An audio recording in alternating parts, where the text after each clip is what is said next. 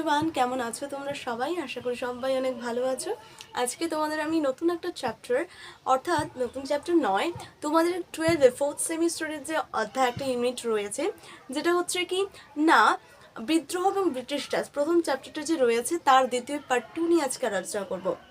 আলোচনা করব এই পার্ট 2 তে আলোচনা করব। অর্থাৎ প্রথম আমি আলোচনা করে দিয়েছি যে সিপাহী বিদ্রোহ কাকে বলে, কি হয়, কি কারণে ঘটেছিল, সমস্ত কিছু প্রশ্ন নিয়ে আমি আলোচনা করেছি পার্ট 1 ভিডিওতে। আজকে আমি পার্ট 2 ভিডিওতে করব, অর্থাৎ এই অধ্যায় থেকে যে সমস্ত ইম্পর্টেন্ট প্রশ্নগুলো রয়েছে সেই সমস্ত প্রশ্নগুলো নিয়ে আলোচনা করব। তো আজকের এই দ্বিতীয় পার্ট আমি পড়াচ্ছি তোমাদের। প্রথম পার্টটা দেখে নাও, তারপরে এই পার্টটা দেখো, তাহলে বুঝতে অনেকটা সুবিধা হবে। এবং এই পার্টটি যে রয়েছে কি করে লিখলে একটা ভালো নাম্বার তুমি পেতে পারবে সে সংক্রান্ত আমি তোমাকে ভালো করে পয়েন্ট আকারে বুঝিয়ে তার সাথে সাথে তোমাকেও নোট সাজিয়ে দেওয়ার মতো আমি তোমাকে একটা প্রস্তুতি করে দেব। তো চলো ভিডিওটা শুরু করা যাক। তো প্রথমে কি আমরা আজকে পড়বো বিদ্রোহ এবং ব্রিটিশ রাজ চ্যাপ্টারটা। আমরা এই বিদ্রোহ এবং ব্রিটিশ রাজ আজকে আমরা কি পড়বো? বিদ্রোহ এবং ব্রিটিশ রাজ। আমরা আগেই পড়েছি যে বিদ্রোহ মানে কি। বিদ্রোহ মানে কোনো একটা শাসক দ্বারা আমরা সেখানে যারা দেখে আসছে তারা নিশ্চয়ই জানবে, আজকে আবারও বলে দিচ্ছি বিষয়টা ক্লিয়ার হোক। তো প্রথমে বিদ্রোহ আগে কাকে বলে? বিদ্রোহ হচ্ছে যখন কোনো রাষ্ট্র ব্যবস্থার দ্বারা চালিত হয়ে মানুষ দীর্ঘদিন ধরে চালিত হচ্ছে, কিন্তু রাষ্ট্রের কিছু ভুল ত্রুটি, কিছু জনগণের প্রতি অশ্রদ্ধাশীল মনোভাব, এই সমস্ত বিভিন্ন কারণে যখন ভারতীয়দের মনে, অর্থাৎ ভারতীয় জনগণের মধ্যে, ভারতীয় নাগরিকদের মধ্যে তাদের মধ্যে ক্ষোভের জন্ম দেয় এবং তারা এমত অবস্থায় কি করে সেই রাষ্ট্রের বিরুদ্ধে তারা রুখে দাঁড়ায়, তারাও আন্দোলন করতে শুরু করে। কিন্তু রাষ্ট্রের তো অনেক ক্ষমতা, অনেক শক্তি, সেই জন্য তারা রাষ্ট্রের দ্বারা পরাজিত হয়। এটাকেই বলা হচ্ছে বিদ্রোহ। কিন্তু এমন একটা বিদ্রোহ করেছিল কাদের বিরুদ্ধে? ব্রিটিশদের বিরুদ্ধে। এখানে কোনো রাষ্ট্রের দ্বারা বলা হচ্ছে না, এখানে বিদ্রোহ করেছে ব্রিটিশদের বিরুদ্ধে। অর্থাৎ তৎকালীন সময়, অর্থাৎ 19বিংশ শতকে আমরা জানি ভারতীয়রা, ব্রিটিশরা কিন্তু ভারতের অর্থনীতি শোষণ করেছিল, ফলে ভারতের যে অর্থনীতি দুর্বল হয়ে পড়েছিল। তার আগে এই যে বিদ্রোহ এবং ব্রিটিশ রাজ চ্যাপ্টারের অন্তর্গত একটা বিষয়, যেটা হচ্ছে কি 1757 থেকে 1857 পর্যন্ত, যে 1757 থেকে 1857 সাল পর্যন্ত কিন্তু একটা বিদ্রোহ হয়েছিল। সেটা আমরা জানি খুব সহজেই সিপাহী বিদ্রোহ। সেই সিপাহী বিদ্রোহকে নিয়ে আমি সমস্ত প্রশ্ন আমরা আলোচনা করে দিয়েছি, কিভাবে একটা সুন্দর করে নোট তৈরি করবে সে সংক্রান্ত আমি বলে দিয়েছি। আজকে আলোচনা করবো যে 1757 থেকে 1857 সালের যে বিদ্রোহটা হয়েছিল, সিপাহী বিদ্রোহ হয়েছিল। কারণ এই বিদ্রোহে সিপাহীটা যোগ দিয়েছিল, তাই অনেক দার্শনিক, অনেক ইতিহাসবিদ মনে করেন যে এটা সিপাহী বিদ্রোহ। তো এই যে সিপাহী বিদ্রোহের আজকে আমরা কি ব্যর্থতার কারণ, অর্থাৎ আমরা জানি এই সিপাহী বিদ্রোহ কত বছর, 100 বছর কিন্তু ভারতে শাসন করেছিল। তো ব্রিটিশরা যখন ভারতে 100 বছর ভারতের শাসন নীতি শুরু করে, তখন ভারতের 100 বছর তারা বিভিন্ন অর্থনীতি শোষণ করে। ফলে কি হয়, ভারতের তো অর্থনীতি তারা যদি নিয়ে যায়, ভারতের অর্থনীতি কি হয়ে যাবে, দুর্বল হয়ে পড়বে।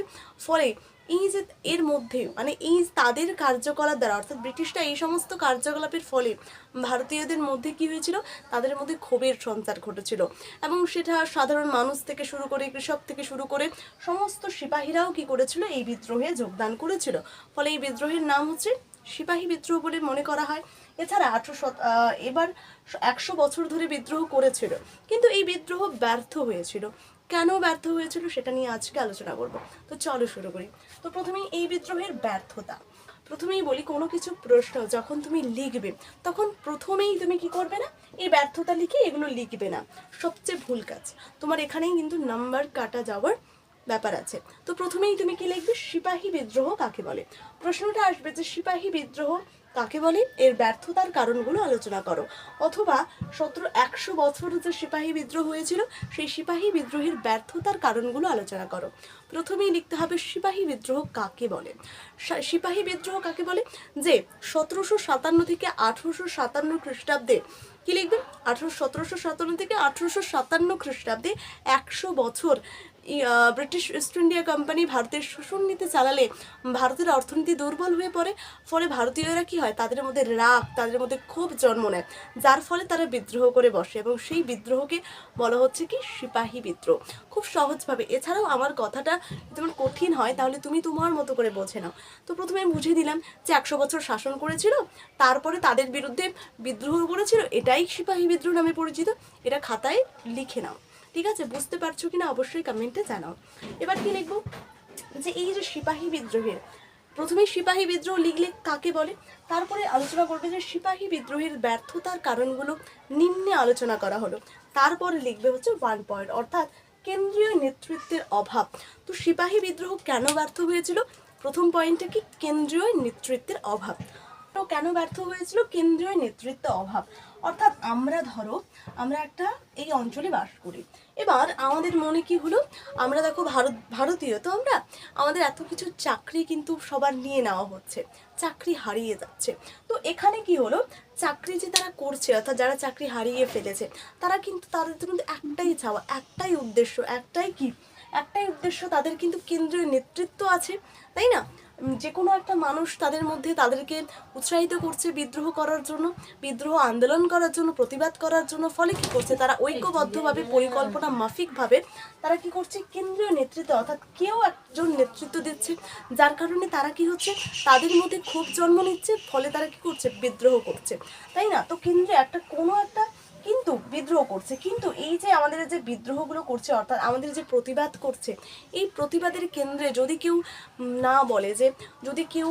না বলে যে না আমাদেরকে করতে হবে, দেখবে যে তারা যে এত আন্দোলন করে, তার মধ্যেই তাদের আগে কিন্তু তাদের একটা কি হয়, পরিকল্পনা হয়, তো একটা পরিকল্পনা হয় যে আন্দোলন করব আমরা, কারণ আমরা চাকরি হারিয়েছি। তো এই যে আন্দোলন তারা করবে, তাদের জন্য একটা নেতৃত্ব আছে, একটা নেতা আছে, অর্থাৎ যে কিনা বলে যে না আমাদেরকে প্রতিবাদ করতে হবে, এই প্রতিবাদ আমাদেরকে করতেই হবে। ফলে কি হয়, সবাই মিলে কি করে, প্রতিবাদ করে, তাই তো? কিন্তু কেন্দ্রীয় নেতৃত্বের অভাব। কিন্তু 1857 সালে যে বিদ্রোহ, 1757 থেকে 1857 সালে যে 100 বছর বিদ্রোহ হয়েছিল, সেই বিদ্রোহে কেন্দ্রীয় নেতা কেউ ছিল না, অর্থাৎ কেউ যে একজন নেতা থাকবে সেই নেতৃত্ব তাদের কিন্তু ছিল না।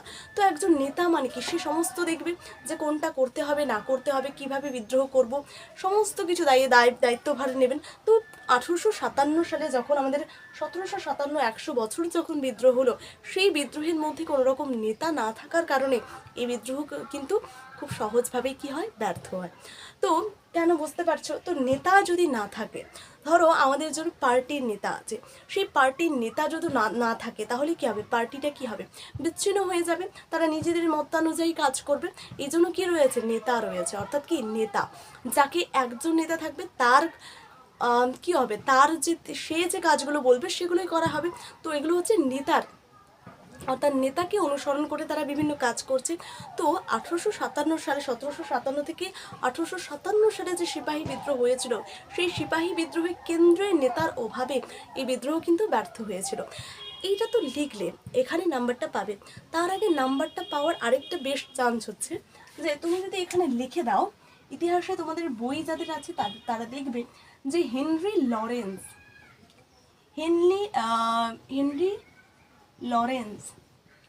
তো এই যে লেখাটা যদি লেখো, কি লিখবে, যে হেনরি লরেন্স, মানে প্যারা করে লিখবে যে হেনরি লরেন্স মনে করেছিলেন, অর্থাৎ হেনরি লরেন্স মনে করেছিলেন যে এই যে সিপাহী বিদ্রোহের কেন্দ্রে যদি একজন নেতা থাকতো, অর্থাৎ একজন যদি নেতা থাকতো, তাহলে কিন্তু এই বিদ্রোহটা ব্যর্থ হতো না। ঠিক আছে, প্রথমে কি লিখবে, যে কেন্দ্রীয় নেতৃত্বের অভাবের ফলে এই বিদ্রোহ ব্যর্থ হয়। কিন্তু আরেকটা পয়েন্ট লিখবে যার দ্বারা তোমাকে শিক্ষক বুঝবে যে তুমি পড়াশোনা করেছো, তুমি ভালো স্টুডেন্ট। তো একটু কষ্ট করে দেখে নাও, আশা করি এই ভিডিওটার পর তোমাকে কিন্তু অন্য কোনো ভিডিও বা তোমাকে বই খুলতেও হবে না। ঠিক আছে, তো চলো। তো প্রথমে হেনরি লরেন্স লিখবে। হেনরি লরেন্স বলেছিলেন যে সিপাহী বিদ্রোহের কেন্দ্রে যদি একজন প্রতিভাবান নেতা থাকতো, যার মধ্যে নেতৃত্বের ক্ষমতা রয়েছে, যার মধ্যে প্রতিভা রয়েছে, সেই প্রতিভাবান যদি কেন্দ্রীয় নেতৃত্বে একজন নেতা থাকতো, তাহলে এই সিপাহী বিদ্রোহ কিন্তু ব্যর্থ হতো না। ঠিক আছে, এটা হচ্ছে হেনরি লরেন্স বলেছিলেন, এটা তোমরা লিখে দেবে। এরপরে কি, পরিকল্পনার অভাব। অর্থাৎ দেখো, সমস্ত কিছু করার জন্য কিন্তু একটা পরিকল্পনা রয়েছে। আমাদের পরীক্ষা নিচ্ছে বোর্ড, তো বোর্ড পরীক্ষা নিচ্ছে কি হুমদুম করে পরীক্ষা নিচ্ছে, যে আজকে নিলাম কালকে নিলাম, নিচ্ছে না তো, একটা নির্দিষ্ট পরিকল্পনা মাফিক হচ্ছে। অর্থাৎ 3 মাস পরে ছাত্ররা এতটা সিলেবাস কভার করবে, মানে তারপরে আমাদেরকে পরীক্ষা নিতে হবে। তো তারা নির্দিষ্ট একটা পরিকল্পনা করছে, কিন্তু তারা তো করছে, কিন্তু ব্যাপারটা কি, এখানে বিদ্রোহ নিয়ে, অর্থাৎ এই যে বিদ্রোহটা সংগঠিত হবে, তাদের কিন্তু কোনো রকম পরিকল্পনা ছিল না যে কি করলে ভালো হবে, কি করলে না হবে। মানে বিভিন্ন দেশে তো রাজা ছিল, যেমন কি লক্ষ্মীবাই ঝাঁসিতে ছিল, বিহারের কুনওয়ার সিং ছিল, নানা সাহেব কানপুরে ছিল। তো এই সমস্ত রাজারা যারা ছিলেন তারা নিজেদের রাজ্যে তারা নিজেরা শাসন করতো, নিজেদের রাজ্যকে বাঁচাতে পারলেই তাদের শান্তি, অন্য কোনো রাজ্য কি হচ্ছে না হচ্ছে তাদের কোনো যায় আসে না। তো এরকম পরিকল্পনা, অর্থাৎ এই রাজাগুলো একসাথে যদি মিলে আমরা যদি তিনজন বন্ধু মিলে যদি আমরা পরিকল্পনা করি তাহলে সেই কাজটা কি হবে, বা তিনজন মিলে যদি আমরা কাজটা করি সেটা সহজ হবে। আবার যদি একজন মিলে করি তাহলে কাজটা কি হবে, কঠিন হবে, তাই তো? তো একটা পাথর যদি দেওয়া হয় আমরা তিনজনে তুলতে পারবো, কিন্তু দুজন বা একজন হলে কিন্তু পারবো না। তো মেইন কারণ এটাই, অর্থাৎ এই যে পরিকল্পনার অভাব, অর্থাৎ 100 বছর যে সিপাহী বিদ্রোহটা হয়েছিল সেই সিপাহী বিদ্রোহের কিন্তু কোনো রকম পরিকল্পনা ছাড়াই কিন্তু এই বিদ্রোহটা সংগঠিত হয়েছিল। যেমন কি লক্ষ্মীবাই ঝাঁসিতে, বিহারের কুনওয়ার সিং এবং নানা সাহেব কানপুর এরা নিজেদের রাজ্যে নিজেদের অঞ্চলের মধ্যেই তাদের বিদ্রোহটা সীমাবদ্ধ রেখেছিল, অর্থাৎ এমনকি তারা একে অপরের সঙ্গে পরিকল্পনা না করেই তারা বিদ্রোহে নেমে পড়েছিল। ফলে এই বিদ্রোহ কি দমন করা ছিল ইংরেজদের খুব সহজ কাজ, ঠিক আছে? এর ফলে কি হলো, বিদ্রোহটা ব্যর্থ হলো। অর্থাৎ আমরা যদি সবাই আমরা যদি একটা বাড়িতেই বসবাস করছি, কিন্তু আমরা কোনো কারণে দেখা যায় যে ধরো সবাই একদিকে মানে একটা জায়গায় চারিদিকে ও একদিকে রান্না করছে, ও একদিকে রান্না করছে, সমস্ত দিকে রান্না করছে। তো ফলে কি হলো, যদি কোনো গুন্ডা আসে, ঠিক আছে, যদি কোনো চোর আসে তাহলে কি হবে, যদি কোনো ডাকাত আসে তাহলে কি করবে, তাদেরকে খুব সহজেই মারধর করতে পারবে, তাই না? তো কিন্তু আমরা যদি সবাই একসাথে থাকি তাহলে আমাদেরকে কেউ মারতে পারবে না। তো ফলে এটাই কি হলো, পরিকল্পনার অভাব, অর্থাৎ এরা সবাই পরিকল্পনাহীনভাবে তারা বিদ্রোহে নেমেছিল। ফলে কি করেছিল, এই বিদ্রোহ দমন করা ছিল ইংরেজদের সহজ কাজ, ফলে এই বিদ্রোহটা ব্যর্থ হলো। দ্বিতীয়ত কি, উদ্দেশ্যের ভিন্নতা, অর্থাৎ একটা নির্দিষ্ট বিদ্রোহ করার জন্য একটা লক্ষ্য থাকতে হবে, একটা উদ্দেশ্য থাকতে হবে, যে ওই উদ্দেশ্যকে কেন্দ্র করেই কিন্তু আমাকে বিদ্রোহটা করতে হবে। আমরা স্বাধীনতার জন্য লড়েছিলাম না? তার জন্যই তো আমরা 15ই আগস্ট স্বাধীনতা পেয়েছিলাম। এই স্বাধীনতা আন্দোলনের জন্য কিন্তু বহু অনেক বিদ্রোহ হয়েছিল, তাই না? তাদের বিভিন্ন একটা লক্ষ্য ছিল। অর্থাৎ আমরা যদি সাঁওতাল বিদ্রোহ দেখি, সেই সাঁওতালের যে মানুষটা রয়েছে তারা কিন্তু একটা নির্দিষ্ট বিষয়কে কেন্দ্র করে বিদ্রোহটা করেছিল। কিন্তু 1757 থেকে 1857 সালে যে বিদ্রোহটা করেছিল, এই বিদ্রোহে কিন্তু কোনো রকম উদ্দেশ্য ছিল না। অর্থাৎ তাদের মধ্যে যে একটা উদ্দেশ্য থাকবে যে ইংরেজদের আমাদের কী করতে হবে, ইংরেজদেরকে দমন করতে হবে। তো এইরকম কোনো রকম তাদের মধ্যে উদ্দেশ্য ছিল না, তারা উদ্দেশ্যহীনভাবে বিদ্রোহে নেমে পড়ে। ফলে কি হয়, তারা উদ্দেশ্যহীন, তাদের মধ্যে লক্ষ্মীবাই এদের তিনজনের মধ্যে বা এছাড়া অন্যান্য যে সমস্ত রাজারা রয়েছে তাদের মধ্যে কিন্তু কোনো রকম একটা উদ্দেশ্য ছিল না যে আমাদেরকে ইংরেজদের থেকে বাইরে বেরিয়ে আসার জন্য তাদের ওপর রুখে দাঁড়াতে হবে, প্রতিবাদ করতে হবে। তো তাদের মধ্যে কিন্তু কোনো রকম উদ্দেশ্য লক্ষ্য ছিল না, তারা এমনি বিদ্রোহ করতো, ঠিক আছে, তাদের অঞ্চল বাঁচানোর জন্যই তারা বিদ্রোহ করতো। ফলে কি হলো, এই উদ্দেশ্য তার ভিন্নতা, অর্থাৎ তারা যদি তিনজন মিলে এক উদ্দেশ্য নিয়ে করতো তাহলে কিন্তু এই বিদ্রোহটা দমন করা ইংরেজদের কঠিন হয়ে পড়তো। কিন্তু এই যে লক্ষ্মীবাই, বিহার নানা সাহেব, এরা বিহারের যে কুনওয়ার সিং, ঝাঁসির লক্ষ্মীবাই, নানা সাহেব এরা কি করেছিল, উদ্দেশ্যহীনভাবে তারা বিদ্রোহ করেছিল। ফলে এই বিদ্রোহটা ব্যর্থ হয়েছিল। ধরে আমি যদি বলি যে আমি এইচএসে ভালো রেজাল্ট করব, বা আমি যদি বলি যে আমি একজন ভালো শিক্ষক হব, এই উদ্দেশ্যে আমি কি করছি, পড়াচ্ছি, তাই না? আমি ভালো শিক্ষক হব, আমি তোমাদের পড়াতে চাই বলেই আমি কি পড়াচ্ছি। কিন্তু আমি যদি কোনো কারণে আমি ধরো ভিডিওটা নিয়ে চলে আসলাম, আমি এখন ভিডিও করছি, দেখা যাচ্ছে আমি চাই না যে আমি একটা ভালো শিক্ষক হব, আমার কোনো উদ্দেশ্য নেই যে আমি একটা ভালো শিক্ষক হব, কিছু হব, কোনো উদ্দেশ্য নেই, তোমাদের পড়াবো, কোনো উদ্দেশ্য নেই। ফলে আমি ভিডিওর সামনে এসে কি করবো, তুমি এইভাবে থাকবো। তো কিন্তু আমার যদি একটা উদ্দেশ্য থাকে তাহলে আমি কি করব, ভালো জায়গায় পৌঁছাতে পারবো, আমি ভালো শিক্ষক হতে পারবো, এছাড়া তোমাদেরকে বোঝাতে পারবো। কিন্তু আমাদের যদি উদ্দেশ্যই না থাকে তাহলে আমাদের সেই কাজটা কি হবে না, সমর্থ হবে না, তাই না? সে ভালো হবে না সেই কাজটা, তাই না? কিন্তু এই উদ্দেশ্যের ভিন্নতা, অর্থাৎ এই 100 বছরের বিদ্রোহে সেই রাজাদের মধ্যে বিভিন্ন উদ্দেশ্য ভিন্নতা থাকার কারণে, অর্থাৎ ঝাঁসি রানীর একটা যে সে মনে করছিল যে তাদের অঞ্চলটা বাঁচালেই হলো, এছাড়া বিহারের কুনওয়ার সিং বলেছিল যে তার রাজ্যটা বাঁচালেই ঠিক। তো তাদের মধ্যে আলাদা আলাদা উদ্দেশ্য ছিল, কিন্তু তারা যদি এক উদ্দেশ্যে আসতো, অর্থাৎ তারা যদি মনে করতো যে না, সবাইকে একজোট হয়ে আমাদেরকে ব্রিটিশদেরকে তাড়াতে হবে, তাহলে কি হতো, এই বিদ্রোহটা কিন্তু খুব সহজেই কিন্তু কি হতো, ব্যর্থ তারা কিন্তু ইংরেজদেরকে খুব সহজেই ব্যর্থ হতে পারতো, কিন্তু তাদের মধ্যে উদ্দেশ্যের ভিন্নতা ছিল। তারা শুধুমাত্র নিজেকে নিয়েই ব্যস্ত, নিজেকে ভালো রাখলেই হয়ে গেল। তো এই জন্য কিন্তু কি হয়েছিল, এই বিদ্রোহটা ব্যর্থ হয়েছিল। ঠিক আছে, এই জন্যই কিন্তু বিদ্রোহটা ব্যর্থ হয়েছিল।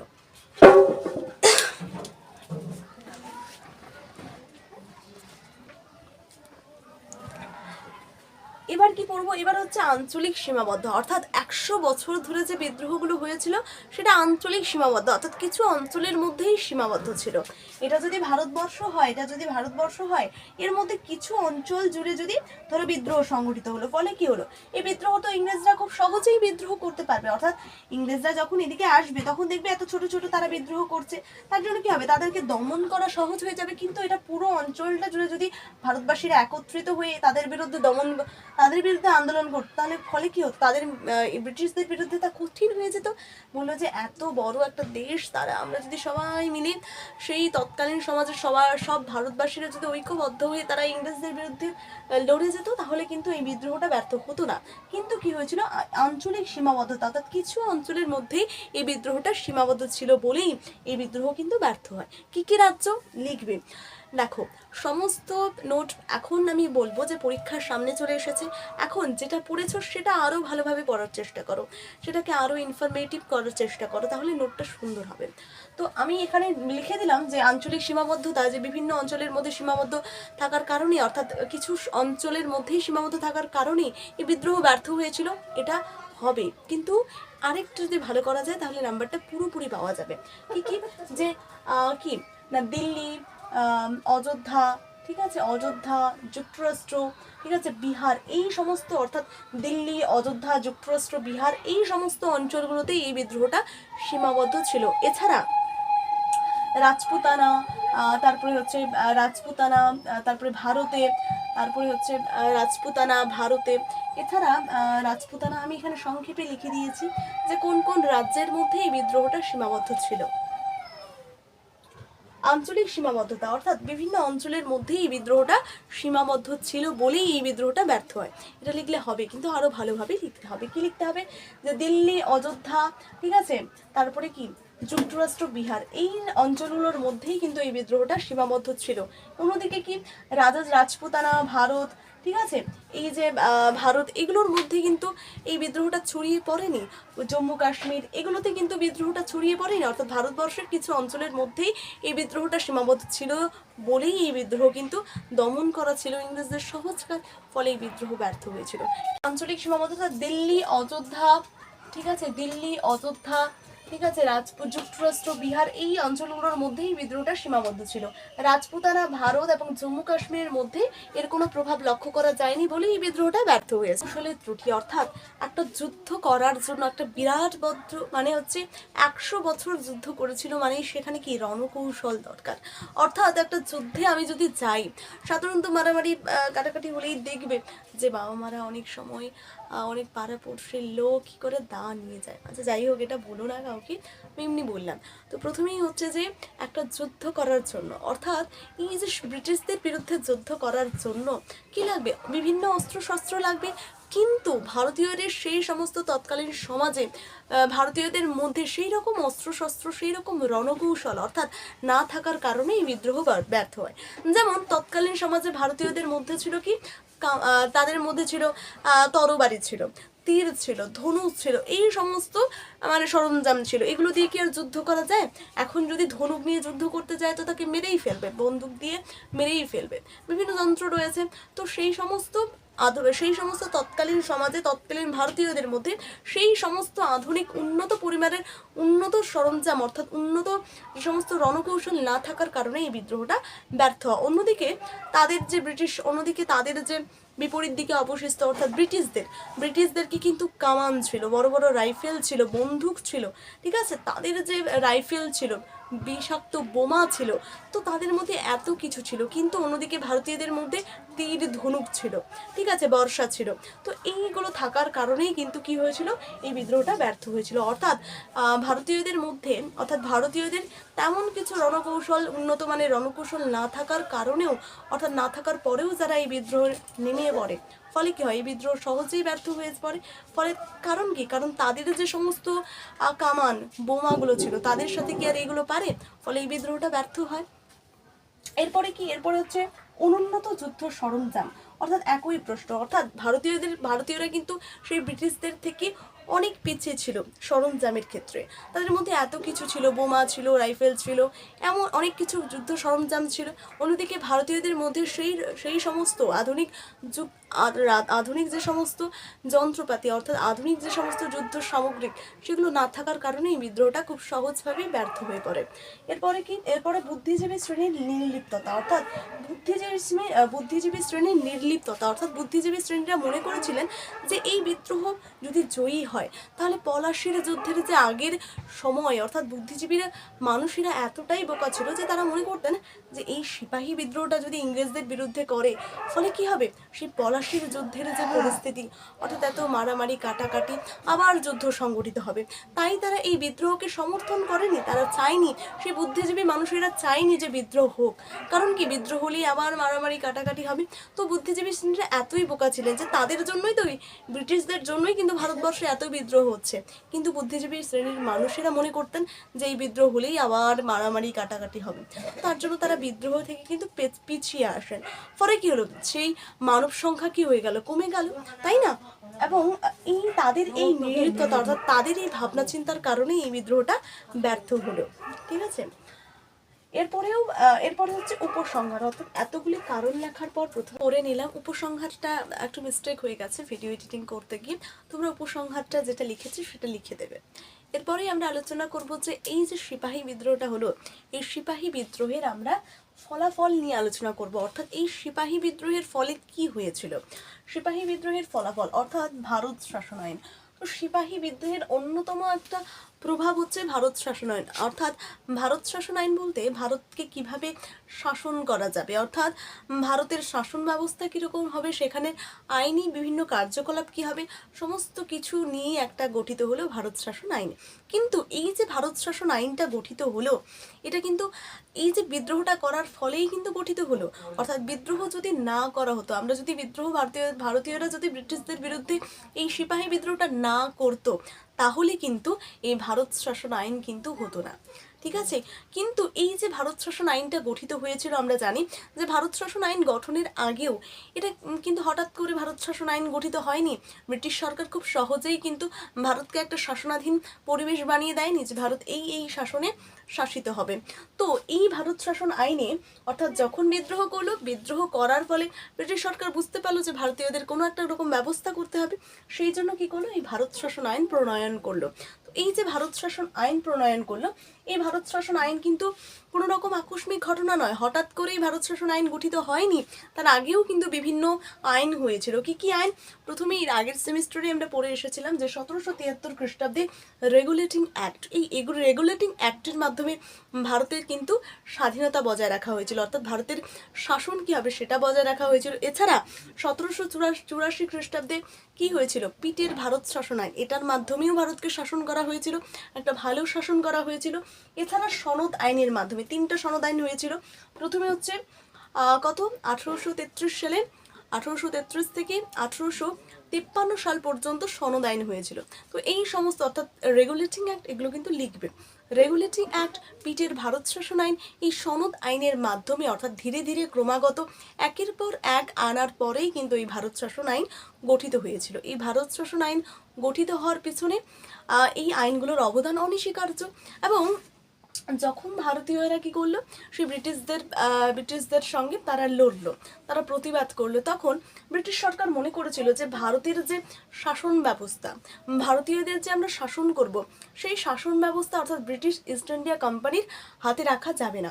অর্থাৎ ব্রিটিশ ইস্ট ইন্ডিয়া কোম্পানির যে সমস্ত বণিকরা রয়েছে, তাদের হাতে কিন্তু এই ভারতবর্ষটাকে রাখা যাবে না। অর্থাৎ ভারতবর্ষটা যেই হিসাবে আমাদের বিরুদ্ধে প্রতিবাদে রুখে দাঁড়াচ্ছে, এইভাবে আমরা যদি বণিকদের হাতে রাখি, তাহলে কিন্তু ভারতীয়রা আমাদের বিরুদ্ধে প্রতিবাদ আরও করবে। সেই জন্য ব্রিটিশ সরকার, অর্থাৎ যে তৎকালীন যে ব্রিটিশ প্রধানমন্ত্রী লর্ড পামারস্টোন, লিখে দেবে কি, লর্ড পামারস্টোন তিনি কি করলেন, একটা পেশ করলেন, অর্থাৎ এই যে ভারতের স্বাধীনতা অর্থাৎ ভারতের শাসন সংস্কার কার্যকলাপ নিয়ে একটা আইন পাশ করলেন, যেটা হচ্ছে একটা বিল পাশ করলেন, যেটাই হচ্ছে এই ভারত শাসন আইন। অর্থাৎ ভারত শাসন আইন কি হলো, 1858 সালে কিন্তু গঠিত হলো। অর্থাৎ 1757 থেকে 1857 খ্রিস্টাব্দ পর্যন্ত যখন আমাদের 100 বছর যখন যুদ্ধ চললো, তখন 1858 সালেই কি হয়ে গেল, আমাদের এই ভারত শাসন আইন প্রণয়ন হলো। অর্থাৎ ভারতকে কিভাবে শাসন করবে না করবে সেই সংক্রান্ত একটা আইন পাশ করলো। কে পাশ করলো? ব্রিটিশ প্রধানমন্ত্রী লর্ড পামারস্টোন কিন্তু এই আইনটা পাশ করলো, এবং সেটা ভারতকে স্বাধীনতার জন্যই করলো। তো প্রথমে এর প্রভাব বা ফলাফল কি, ভারত শাসন আইন যে কথাগুলো বললাম সেগুলোই লিখে দেবে। কিন্তু তোমাকে লিখতে হবে যে যেটা বললাম এগুলোও কিন্তু লিখতে হবে, ঠিক আছে, তুলে ধরতে হবে, তাহলে তোমার নোটটা অনেক সুন্দর হবে এবং অর্থবহ হবে। তুমি কতটা লিখছো তার থেকেও বেশি ম্যাটার করে তুমি কতটা অর্থ দিচ্ছ, কতটা কিছু দিচ্ছ সেটার উপর। তো কাজেই এগুলো লিখে নেবে, ঠিক আছে। এরপরে কি, মহারানীর ঘোষণাপত্র 1858 খ্রিস্টাব্দে 1 নভেম্বর, 1858 খ্রিস্টাব্দে 1 নভেম্বর।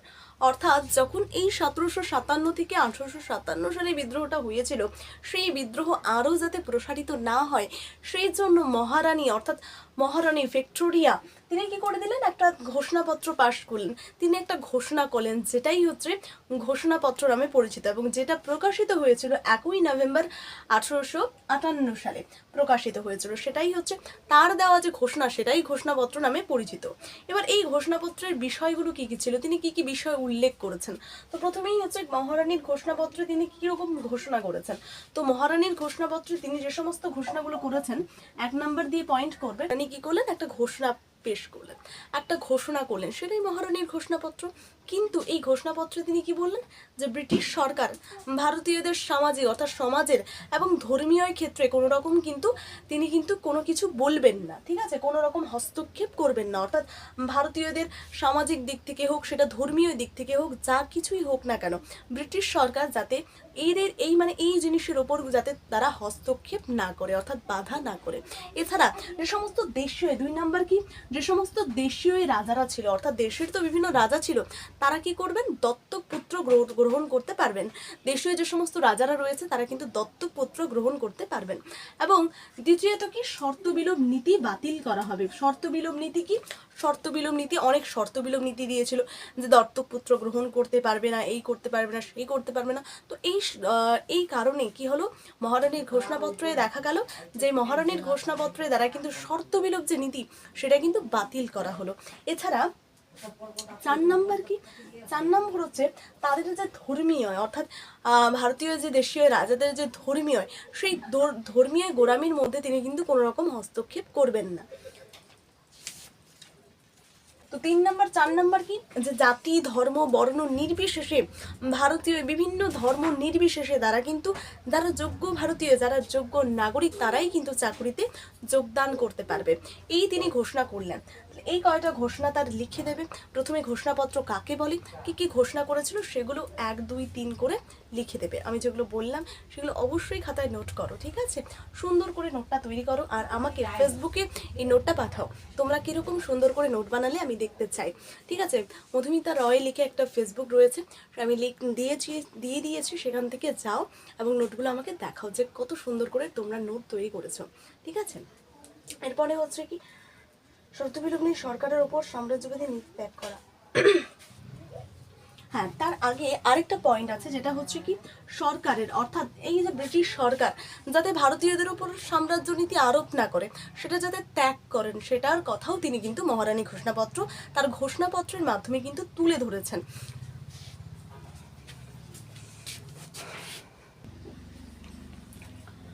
এরপরে আমরা কি পড়বো, এরপরে আমরা পড়বো হচ্ছে ভারত প্রথমে প্রশাসনিক সংস্কার।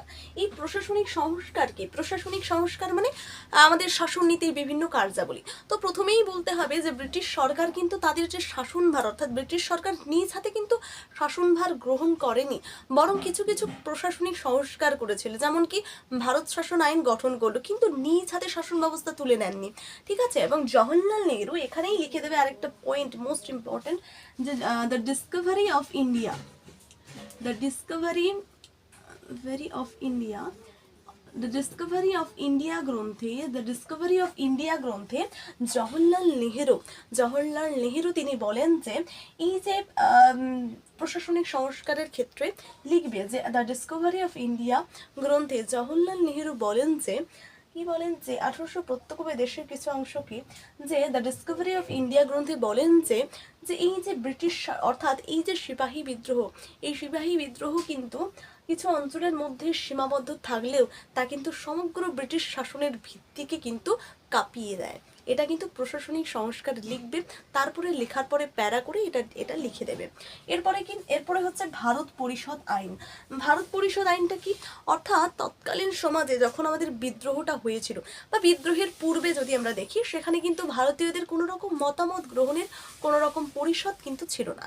অর্থাৎ ভারতীয়দের দুঃখ দুর্দশার বিভিন্ন কথা, এছাড়া বিভিন্ন তাদের মধ্যে তারা যে চাকরি করবে সেটার কিন্তু কোনো রকম ব্যবস্থা ছিল না। তাদের কথা শোনবার মতো কোনো রকম পরিষদ, কোনো রকম মানুষ কিন্তু সংস্থা ছিল না। ফলে কি হলো, তাদের মতামত গ্রহণের জন্য অর্থাৎ ভারতীয়দের কল্যাণমূলক তথা তাদের কি মতামত গ্রহণের জন্য কি গঠিত হলো, ভারত পরিষদ আইন কিন্তু গঠিত হলো। কত সালে? 1861 সালে ভারত পরিষদ আইন কিন্তু গঠিত হলো। ভারত পরিষদ আইন কেন গঠিত হলো? ব্রিটিশদের অর্থাৎ ভারতীয়দের মতামত গ্রহণের জন্যই কি হলো, ভারত পরিষদ আইন গঠিত হলো, যাতে ভারতীয়দের নানান সামাজিক থেকে শুরু করে অর্থনৈতিক দিক থেকে যে সমস্ত তাদের যে লাঞ্ছনা, তাদের যে সমস্ত কথা তারা যাতে জানতে পারে কি এই পরিষদের মাধ্যমে। এই জন্য তাদের জন্য ভারত পরিষদ আইন গঠন করলো 1861 সালে। এবং শুধুমাত্র তাই নয়, এই যে ভারত পরিষদ আইনে যে সমস্ত মানুষেরা ছিলেন, সেই মানুষের সাথে সাথে ভারতীয়দের কিন্তু নিযুক্তির ব্যবস্থা করেছিল এই ভারত পরিষদ আইন। ফলে কি হলো, ভারতীয়দের মধ্যে তাদের মধ্যে একটা প্রভাব পড়েছিল। ঠিক আছে, তো এর প্রভাবে অর্থাৎ 1857 সালে বিদ্রোহের ফলেই কিন্তু এত কিছু হলো, অর্থাৎ ভারত পরিষদ আইনও কিন্তু গঠন করা হলো।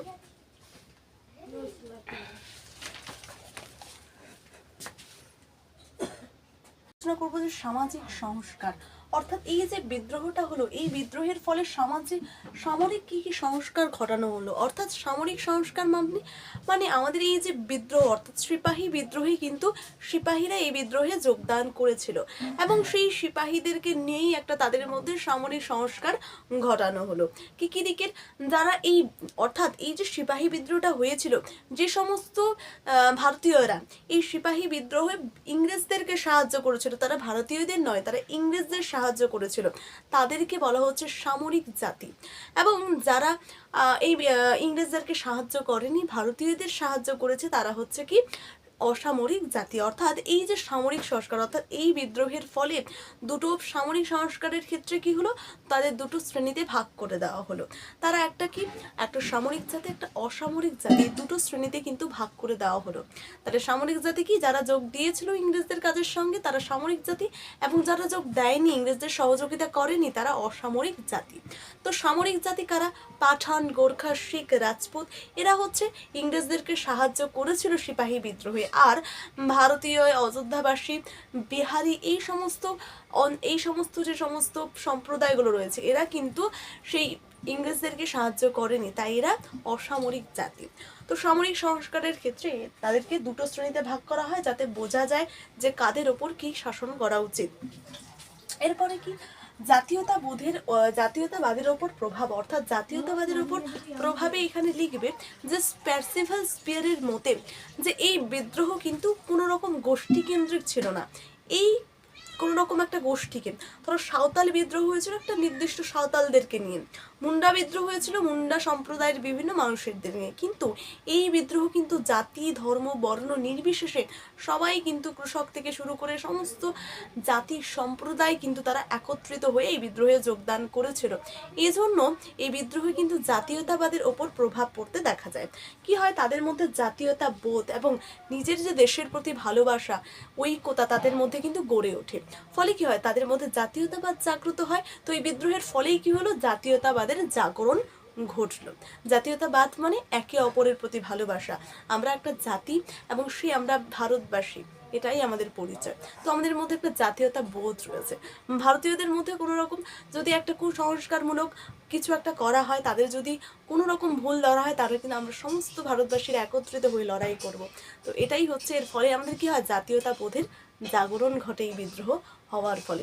এরপরে কি, এরপরে হচ্ছে পত্রপত্রিকার উপর প্রভাব, অর্থাৎ এই পত্রপত্রিকার উপর প্রভাব কি, তো যখন আমাদের বিদ্রোহটা হলো সেই বিদ্রোহ বা তার পূর্বের সময় যদি আমরা যাই, সেখানে কিন্তু ভারতীয়দের যে সমস্ত ব্রিটিশদের যে সমস্ত রয়েছে তাদের সমস্ত কার্যকলাপ, তাদের দৈনন্দিন জীবনের কথা কিন্তু সেই পত্রপত্রিকাগুলোতে প্রকাশ করা হতো। কিন্তু সেখানে সামাজিক থেকে এই যে সাধারণ মানুষের কোনো রকম কিন্তু তাদের ভূমিকা ছিল না, তাদের কিন্তু কথা সেই পত্রপত্রিকায় তুলে ধরা হতো না।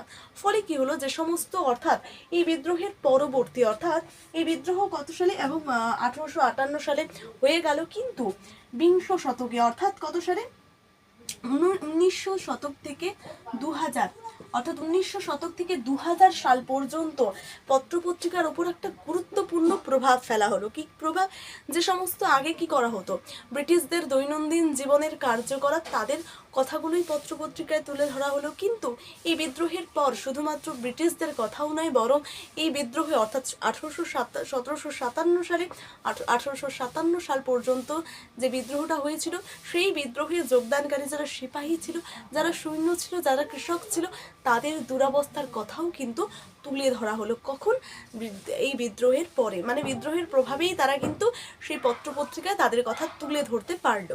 কত সালে, এটা বিংশ শতকে, অর্থাৎ 19 থেকে 2000 সালকে বিংশ শতক বলা হয় এই সালে। তারপরে ভারতের সচিব অগাধ ক্ষমতা, ভারতের সচিবের অগাধ ক্ষমতা। প্রথমেই ভারত সচিব কি, ভারত সচিব হচ্ছে ভারতকে শাসন করার জন্য যে প্রধানমন্ত্রী, সেটাকেই অ্যাকচুয়ালি ভারত সচিব বলা হয়। তো এই যে ভারত সচিবের অগাধ ক্ষমতা দেওয়া হলো কি করে, প্রথমেই আমাদের যে ভারত, কিন্তু প্রথমেই কি ছিল, ব্রিটিশদের দ্বারা শাসন ছিল, অর্থাৎ ব্রিটিশদের রাজধানী কোথায় ছিল, লন্ডন। সেই লন্ডন থেকে আমাদের ভারতকে তারা শাসন করত, ভারতকে যাবতীয় শাসন কার্য চালাতো। কিন্তু বোর্ড অফ কন্ট্রোল এবং বোর্ড অফ ডিরেক্টরস এই সংস্থাগুলোর মাধ্যমে ভারতের ওপর তারা শাসন কার্য চালালো।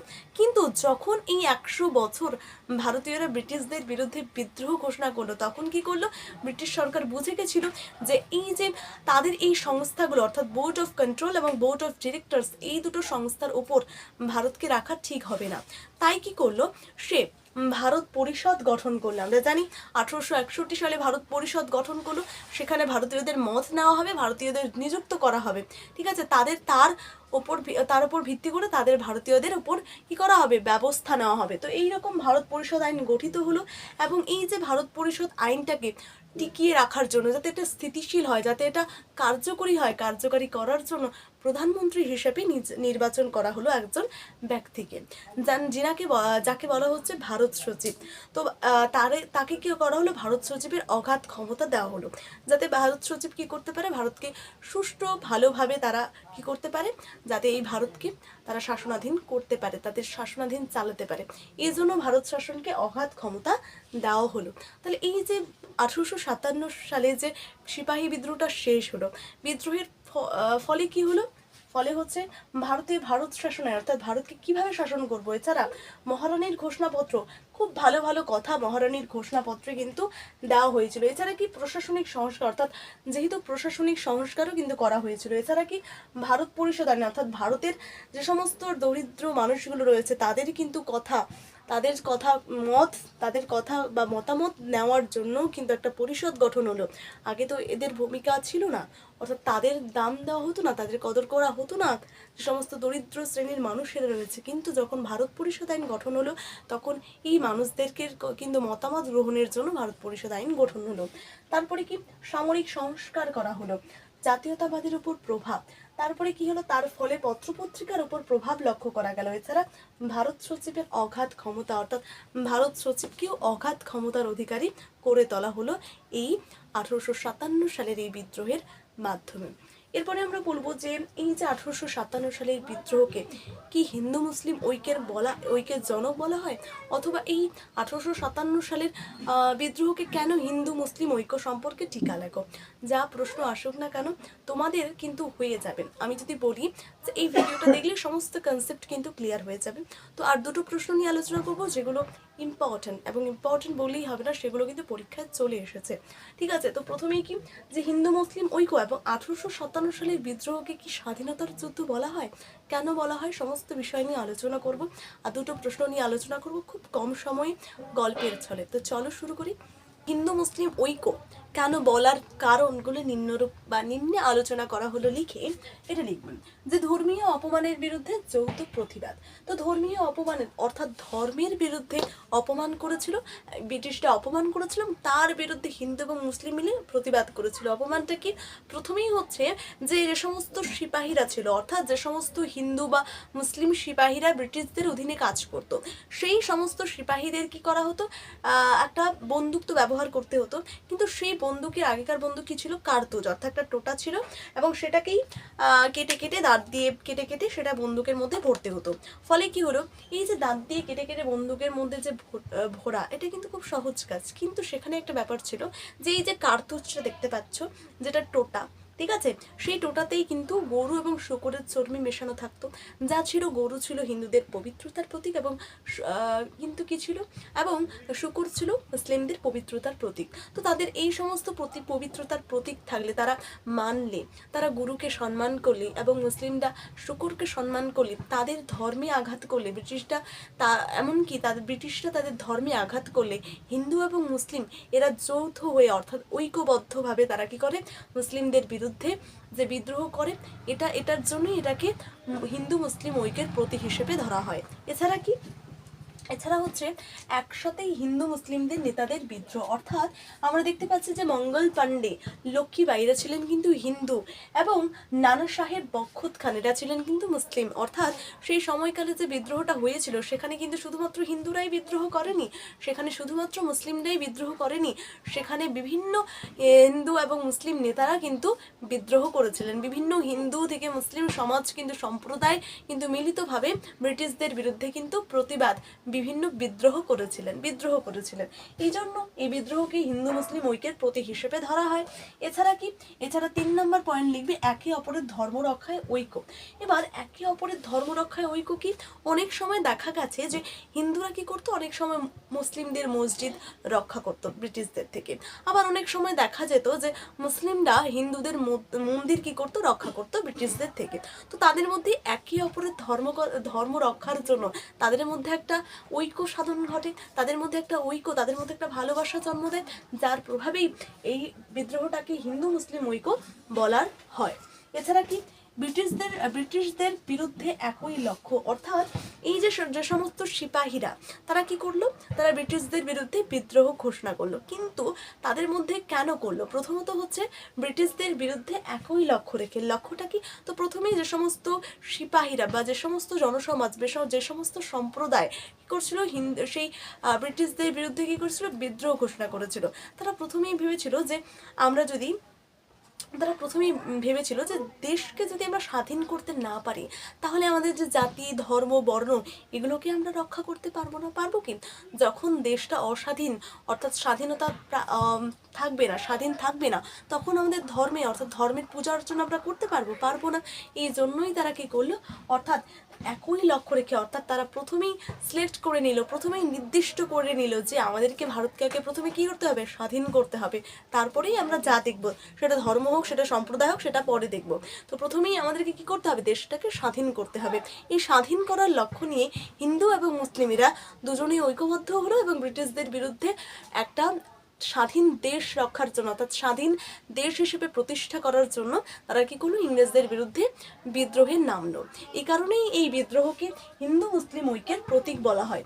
এছাড়া উপসংহার তারপরে কি লিখবে, খুব মোস্ট ইম্পর্টেন্ট, উপসংহারটা খুব সুন্দর করে লিখে দিলেই স্যার কিন্তু মন্ত্রমুগ্ধ, অর্থাৎ তার মতো কিন্তু তিনি কিন্তু বলবেন যে না, ছাত্রটা ভালো।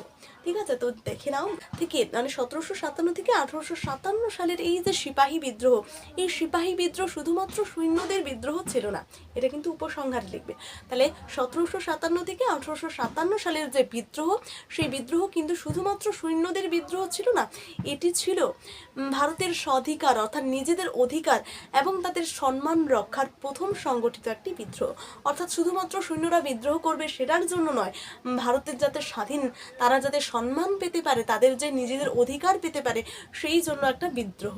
এবং এই বিদ্রোহ আমাদের শেখায় যে ঐক্য এবং সাহসী সফলতার মূল কাঠি, মূল চাবিকাঠি বা স্বাধীনতার মূল চাবিকাঠি। অর্থাৎ এই জন্য তোমরা এখান থেকে কি বুঝলে, যে আমাদেরকে যাই হোক না কেন, যে কোনো পরিস্থিতিতে আমরা ভারতীয়, আমাদের একটাই পরিচয়, আমাদের ভারতীয়। আমাদেরকে ঐক্যবদ্ধ থেকে অন্যান্য দেশের, অন্যান্য শত্রুর পক্ষে আমাদেরকে জড়িয়ে পড়তে হবে, আমাদেরকে প্রতিবাদ করতে হবে, কিন্তু সেটা ঐক্যবদ্ধভাবে, কারণ ঐক্যই হচ্ছে সফলতার মূল চাবিকাঠি। ঠিক আছে, এরপরেই আমরা পড়বো যে এই বিদ্রোহকে স্বাধীনতার বিদ্রোহ অর্থাৎ স্বাধীনতার যুদ্ধ কেন বলা হয়। অন্য যুদ্ধও তো বলা হচ্ছে, কিন্তু স্বাধীনতা অর্থাৎ স্বাধীনতার যুদ্ধ কেন বলা হচ্ছে সেটাকে নিয়ে আমরা আলোচনা করব। তো চলো আলোচনা শুরু করি। বিদ্রোহটা অর্থাৎ সিপাহী বিদ্রোহকে কেন স্বাধীনতার যুদ্ধ বলা হয়, এই স্বাধীনতার যুদ্ধ বলার কারণ কি সেটা আমরা পড়ব। তো প্রথমেই লিখবে সিপাহী বিদ্রোহ কাকে বলে। এর আগে যেটা আমি বললাম সেটাই লিখে দেবে যে সিপাহী বিদ্রোহ কাকে বলে। তারপরে লিখবে যে সিপাহী বিদ্রোহকে স্বাধীনতা যুদ্ধর বলার কারণগুলো নিম্নে আলোচনা করা হলো বা নিম্নরূপ দিয়ে। এবার শুরু করবে কি, যে দেশকে বিদেশি শাসন থেকে মুক্ত করার জন্য। অর্থাৎ এই যে পয়েন্টটা দিলাম, দেশকে বিদেশি শাসন থেকে মুক্ত করার জন্য, অর্থাৎ এই যে সিপাহী বিদ্রোহের আগে যে সমস্ত বিদ্রোহ সংগঠিত হয়েছিল, সেই সমস্ত বিদ্রোহ কিন্তু ছিল গোষ্ঠী কেন্দ্রিক, আঞ্চলিক বিদ্রোহ ছিল। কিন্তু এই বিদ্রোহ হচ্ছে কি করে, এই বিদ্রোহ হচ্ছে দেশকে, অর্থাৎ এই বিদ্রোহ শুধুমাত্র মানে যে সমস্ত ধর্ম বা পণ্য, তাদের ধর্মকে রক্ষা করার জন্যই কিন্তু সিপাহীরা এই বিদ্রোহ করেনি, বরং দেশকে বিদেশি শাসন থেকে মুক্ত করার জন্যই প্রথমবার ব্রিটিশদের বিরুদ্ধে এই বিদ্রোহটা করেছিল বলেই এই বিদ্রোহকে স্বাধীনতার যুদ্ধ বলা যুক্তিযুক্ত বলে মনে করা হয়। এছাড়া লিখবে যে সরকার ভারতে বিদ্রোহ অবস্থান, তো সারা ভারতে বিদ্রোহের অবস্থান। অর্থাৎ এই যে সিপাহী বিদ্রোহের আগে যে বিদ্রোহগুলো হয়েছিল, সেই বিদ্রোহগুলি কিন্তু কিছু অঞ্চলের মধ্যেই সীমাবদ্ধ ছিল। যেমন কি কি, সাঁওতাল বিদ্রোহ সাঁওতাল এলাকা, মুন্ডা বিদ্রোহ মুন্ডা এলাকায়, বিভিন্ন বিদ্রোহ কিন্তু বিভিন্ন এলাকার মধ্যেই সীমাবদ্ধ ছিল। কিন্তু এই যে সিপাহী বিদ্রোহ সারা অঞ্চলে, সারা ভারতবর্ষে কিন্তু ছড়িয়ে পড়েছিল, ফলে এই বিদ্রোহকে কিন্তু স্বাধীনতার যুদ্ধ বলা হয়। যেমন কি কি অঞ্চলে, বাংলা, বিহার, উড়িষ্যা, ঠিক আছে, উড়িষ্যা, তারপরে পাঞ্জাব, ঠিক আছে, বিভিন্ন জম্মু কাশ্মীর, এই অঞ্চলগুলোতে অর্থাৎ নিরবিচ্ছিন্নভাবে কিন্তু অঞ্চলগুলোতে ছড়িয়ে পড়েছিল বলেই এই বিদ্রোহকে কিন্তু স্বাধীনতার যুদ্ধ বলা হয়। এছাড়া পুরনো ক্ষমতাকে পুনরুদ্ধারের চেষ্টা, অর্থাৎ এই যে ভারতীয়রা এই ব্রিটিশ শাসনের বিরুদ্ধে প্রতিবাদ করলো, তারা প্রথমেই চাইলেও কি সেই সম্রাট জাফর খাঁকে তারা সম্রাট হিসেবে এই যে বিদ্রোহটা অর্থাৎ সিপাহী বিদ্রোহকে কেন স্বাধীনতার যুদ্ধ বলা হয়, এই স্বাধীনতার যুদ্ধ বলার কারণ কি সেটা আমরা পড়ব। তো প্রথমেই লিখবে সিপাহী বিদ্রোহ কাকে বলে। এর আগে যেটা আমি বললাম সেটাই লিখে দেবে যে সিপাহী বিদ্রোহ কাকে বলে।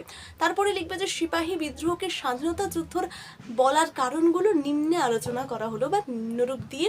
এবার শুরু করবে কি, যে দেশকে বিদেশি শাসন থেকে মুক্ত করার জন্য। অর্থাৎ এই যে পয়েন্টটা দিলাম, দেশকে বিদেশি শাসন থেকে মুক্ত করার জন্য, অর্থাৎ এই যে সিপাহী বিদ্রোহের আগে যে সমস্ত বিদ্রোহ সংগঠিত হয়েছিল, সেই সমস্ত বিদ্রোহ কিন্তু ছিল গোষ্ঠী কেন্দ্রিক, আঞ্চলিক বিদ্রোহ ছিল। কিন্তু এই বিদ্রোহ হচ্ছে কি করে, এই বিদ্রোহ হচ্ছে দেশকে, অর্থাৎ এই বিদ্রোহ শুধুমাত্র মানে যে সমস্ত ধর্ম বা পণ্য, তাদের ধর্মকে রক্ষা করার জন্যই কিন্তু সিপাহীরা এই বিদ্রোহ করেনি, বরং দেশকে বিদেশি শাসন থেকে মুক্ত করার জন্যই প্রথমবার ব্রিটিশদের বিরুদ্ধে এই বিদ্রোহটা করেছিল বলেই এই বিদ্রোহকে স্বাধীনতার যুদ্ধ বলা যুক্তিযুক্ত বলে মনে করা হয়। এছাড়া লিখবে যে সরকার ভারতে বিদ্রোহ অবস্থান, তো সারা ভারতে বিদ্রোহের অবস্থান।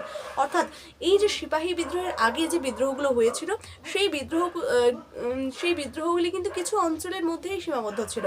যেমন কি কি, সাঁওতাল বিদ্রোহ সাঁওতাল এলাকা, মুন্ডা বিদ্রোহ মুন্ডা এলাকায়, বিভিন্ন বিদ্রোহ কিন্তু বিভিন্ন এলাকার মধ্যেই সীমাবদ্ধ ছিল। কিন্তু এই যে সিপাহী বিদ্রোহ সারা অঞ্চলে, সারা ভারতবর্ষে কিন্তু ছড়িয়ে পড়েছিল, ফলে এই বিদ্রোহকে কিন্তু স্বাধীনতার যুদ্ধ বলা হয়।